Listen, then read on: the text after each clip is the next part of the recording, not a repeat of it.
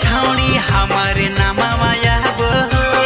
बड़ा बड़ा माफिया छौड़ी हमारा नीचा वाया गो हे गे छौड़ी लेके हथियार घुमाहियो छौड़ी बीचे हम बाजार में लेके हथियार घुमाहियो छौड़ी बीचे हम बाजार में पाता कहली हो गे छौड़ी पासवान जी के बारे में पाता कहली हो गे छौड़ी पासवान जी के बारे में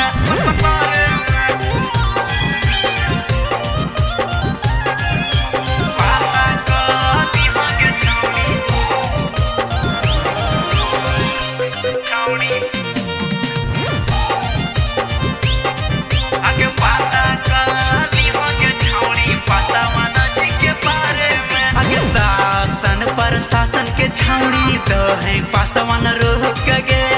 ज्यादा तेहू बोलबे छौड़ी तोर हो देब ठोक गे छौड़ी आगे शासन प्रशासन के छौड़ी तो है पासवान रोक गे ज्यादा तेहू बोलबे छौड़ी तोर हो देब ठोक गे छौड़ी सुधर जो रोनी तरी सब जितेंद्र के राज चलो है पूरा बिहार में रोनी तरी सब जितेंद्र के राज चलो है पूरा बिहार में पाता कहली हो गे छौड़ी पासवान जी के बारे में पाता कहली हो गे छौड़ी पासवान जी के बारे में